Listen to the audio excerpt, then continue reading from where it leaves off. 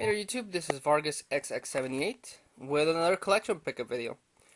Well, ever since yesterday it's really raining, but neither rain or wind or freaking cold will keep me from my comic books. I went to pick up my whole comic stash, all the comic books that I had on hold, and some other stuff that I'll get to. But right now I want to focus on the comic books, so it might be a long video because I have a lot of them. First off, I don't actually collect Action Comics.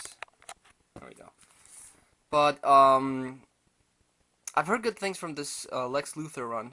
Lex Luthor is in a quest for power, and last issue I guess he got killed because he meets up with Death. This is the version of Death from the Sandman comic books, and she tells him about what happens when people die and everything.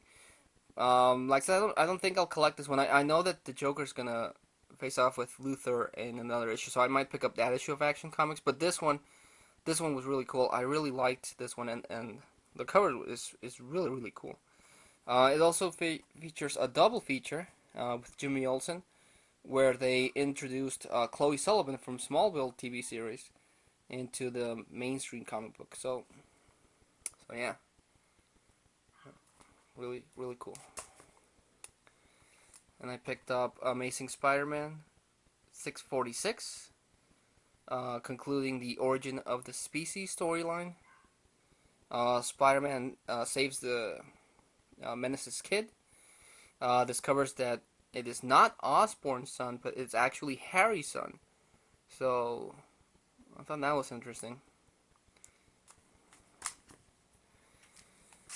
Amazing Spider-Man 647, which concludes these giant connectable covers. Basically, it's a collection of mini-stories setting up all the characters for the big change that's coming. So some stories are really cool. And the big change is big time with Amazing Spider-Man 646. Now the whole comic book is still gonna come out 3 times a week. 3 times a month, I'm sorry, but it's gonna be solely on Dan Slott's hands, with artwork by Humberto Ramos. So I'll give Big Time a shot.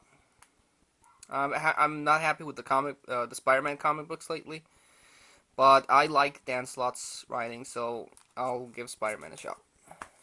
Hopefully it'll get better. Now, it was crazy mad for Batman. This was a huge Batman month, so a lot of Batman comic books came out. The first one is Batman 704. Tony Daniel, which I'm not a big fan of, is now going to take care of the writing and the artwork. I don't know. There's just something about Tony Daniel that I like his artwork, not so much his writing. But now he's going to take care of Batman, and he's going to follow Dick Grayson. Dick Grayson's going to be the Batman on this book, so yeah, hopefully it'll get better. And we have the conclusion to Batman: The Return of Bruce Wayne, issue 6 of 6. Batman is now in the present time, but he's all weird. I don't know. Grant Morrison is a good writer, but when he gets into his weird storylines, he really gets into his weird storylines. But Bruce Wayne is back. Bruce Wayne is back, and he didn't destroy the world. But yeah. And we have Batman and Robin 16, featuring the final showdown between Batman Bruce Wayne, Batman Dick Grayson, and Damian Wayne against Dr. Hurt. Dr. Hurt turned out to be an ancient ancestor of Bruce Wayne, Thomas Wayne, who wanted to became immortal and made a deal with the demon Barbatos. So Bruce Wayne finally faces him off and finishes the whole storyline. Actually, it wasn't even Batman. The Joker is the one that poisons Dr. Hurt and seals him up into a coffin. So yeah, this one was a lot of this is actually a good Grant Morrison comic book. And picked up Bruce Wayne, The Road Home, Commissioner Gordon. The artwork is really cool on this one. Simon Kudransky, did some really good artwork here. And basically it's just Commissioner Gordon trying to get out of the sticky situation, and Bruce Wayne coming to help him. So he's checking up on Commissioner Gordon there. And it all concludes in Bruce Wayne's own home, Ra's al Ghul. Ra's al Ghul is trying to track down Vicky Vale and stop her from revealing the big secret. So once again, Ra's al Ghul, he knows that Bruce Wayne is back. So yeah. And we got Batman: The Return. The cover is really cool. Another Grant Morrison. The artwork by David Finch is also cool. Basically, again, this one just sets up and concludes a lot of things for the upcoming Batman Incorporated. Batman basically, Bruce Wayne basically announces to the world that he's the one that financed Batman throughout the years, and he saw Batman did such a good job that he's going to franchise the Batman name. So there's going to be a Batman in all over the world. Dick Grayson is going to stay in Gotham. Bruce Wayne is going to oversee the whole thing, and he's going to go on a search to, get more Batman. And that happens in Batman Incorporated, another Batman book that's going to be out. This one is going to be written by Grant Morrison, and in this one, Bruce Wayne teams up with Selina Kyle, Catwoman, to recruit all the other Batmans that are going to set up throughout the world. They start off in Japan. So there's going to be a lot of Batman books. I'm curious about how they're going to work it out with the whole Batman in each part of the world. But I am worried that they're going to overuse Batman. I mean, I love Batman. Batman's one of my favorite characters. He's actually my favorite character of all time, but I'm still a little worried about how they're handling him. Then picked up Brightest Day 13, spotlighting Hawkman and Hawkgirl in Hawk World. And the queen that turned out to be Kendra's mother opens the portal and reaches Samaron. So that's a big thing on this book. And here we have another Batman-related book. We got Brightest Day issue 14. Bruce Wayne is back, and Deadman goes to him because he thinks he's the one that came back, and he's the one that's going to be the new guardian for the White Lantern. He gives him the suit. Batman becomes a White Lantern, but it turns out it's not him. But the big thing here is that Bruce Wayne remembers Maxwell Lord. So I'm guessing he's also going to team up with Booster Gold and Captain Atom and the others to try to hunt down Maxwell Lord. So I don't collect that book, but it's gonna be another book where Batman's gonna appear. Then we have Green Lantern issue 59. Here, the Indigo tribe meets up with Hal Jordan, and their entity picks a host. But there's something fishy with the Indigo tribe. Something fishy. They appear more brainwashed than anything. So that's going to be interesting. And the Flash at the end of the issue gets possessed by Parallax. So big cliffhanger there.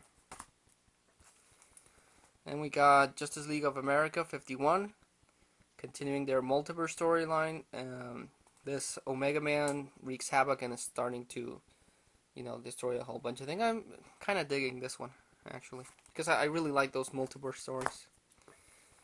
We got Simpson Comics 172, Christmas theme book.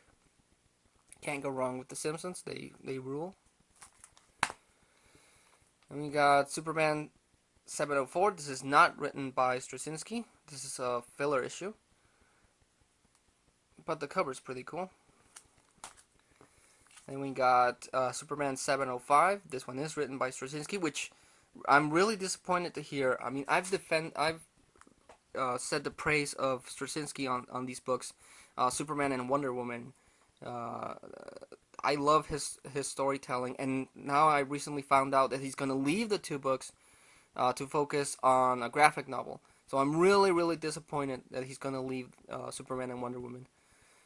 This one, Superman deals with a kid that is getting beaten up, but it's a very powerful issue. It's really really cool. Just really really disappointed that uh, Straczynski's leaving the books. He never even got his stride, and now he's gone. But oh well. Superman 78, Superman Batman 78. This book is actually getting better. Here we have a storyline of two kids that are pitting what would happen if Batman and Superman fight, and it's really clever, and it has a backup story with the Power Girl and Huntress. But I'm really really liking Superman Batman again. It's really really getting better, so it's worth the pickup now. Picked up Ratchet and Clank number 3. I love the Ratchet and Clank series, and I'm really digging the comic book. Picked up Uncanny X-Men 529. I love the covers. I'm still digging X-Men. Matt Fraction is still doing a really good job with the X-Men. So, then picked up XMen Legacy 241. Another good book. Really like the X-Men series. Still dealing with Hope, who's gonna have her own comic book. Witchblade 139.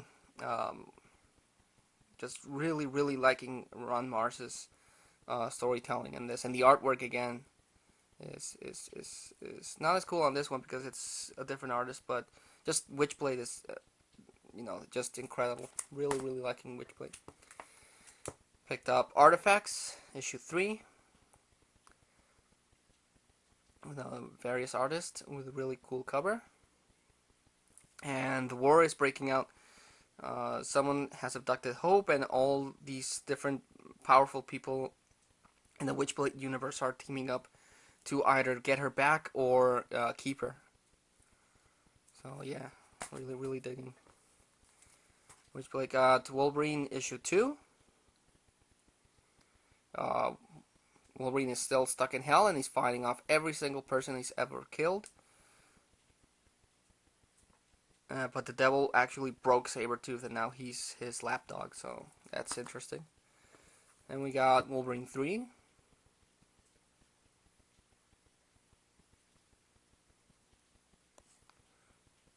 Puck, who's in hell for some reason, helps Wolverine escape, and he's trying to get Mariko out.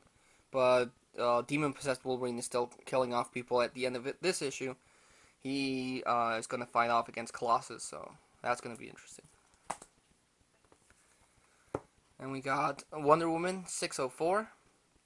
Again, loving what Straczynski is doing with Wonder Woman.